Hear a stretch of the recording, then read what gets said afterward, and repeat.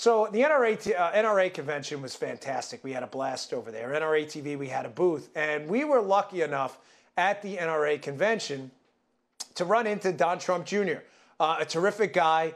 I've met him now a couple times. He's always been a gentleman with us. And he says, I'll give you a little behind the scenes. At one point, I go down and I had a few Secret Service friends of mine I used to work with. And they were kind enough to let me go over and say hello. And I did, and I said, you know, no pressure, but if you wouldn't mind coming back, we'd love to ask you a few questions. Second Amendment, this Russia hoax thing. And honest to God, I didn't think he was going to come back. Not because he's not a man of his word, he was super busy, and I figured if he comes back, great. So he comes back, and producer Denise and our awesome crew, Norm, who was there, and Tammy and everybody, we weren't even ready for an interview. We were doing some coverage of the speeches.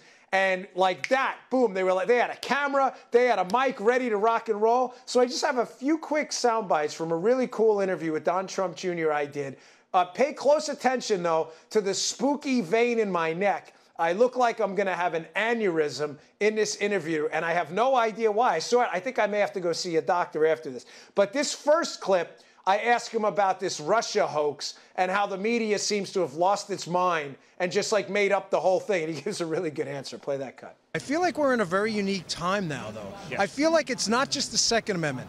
I mean, listen, you've seen me out there. I'm very upset about what's going on, obviously, with the breaches in protocol, breaches of our Constitution, the Fourth Amendment under attack. I mean, there's an entire farcical sham investigation going on, which is only meant to obstruct, you know, your father's electoral win. We have the First Amendment under attack. I feel like your father's electoral win has upset the apple cart of swamp rats so much that it's almost elicited a response that's even psychotic for liberals. It's amazing to me what's going on. Well, listen, I'm one of those guys, I pride myself. I can argue both sides of any argument, generally speaking. But now I wake up and I turn on the news, I'm like, I don't even know what they're talking about on the other side. It's so far gone. It's so crazy. I mean, you talked about this investigation. Right. I mean, hey, I've been a part of it. Right? I was perhaps the cause of it. The only thing that's great, other than, you know, the time and the effort and the BS that we've had to deal with all of this, is that the only thing that we found, the only thing that they found, it was them actually doing it. It was the other side that was claiming all these things. They're the ones actually doing it. And the double standard is sick. But you're right. It's not just an attack on the Second Amendment. It's an attack on the First. I mean, you're okay saying anything you want, so long as you agree 100% with everything that they say. That was great. There are two takeaways from that, right? First, he makes a great point.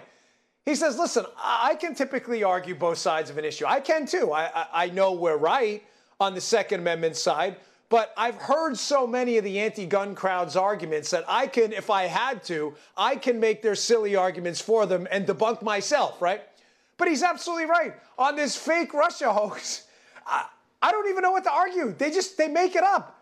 They're like, today, tomorrow they're going to be like, listen, there was a Martian invasion coordinated with the Russians and the Trump campaign. You're like, what are you guys talking about? Are you insane? Are you guys nuts? And that's why I say at the end, like, even for psycho liberals, this is like a new low, this investigation. But then he brings up a key point. Don't forget this one. If you look at the House findings on this Russian collusion that didn't happen, that did an actual investigation, finding number 44 is very specific.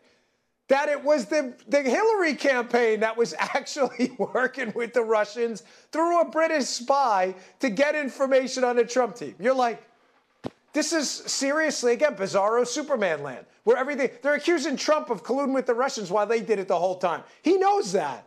This is such a scam.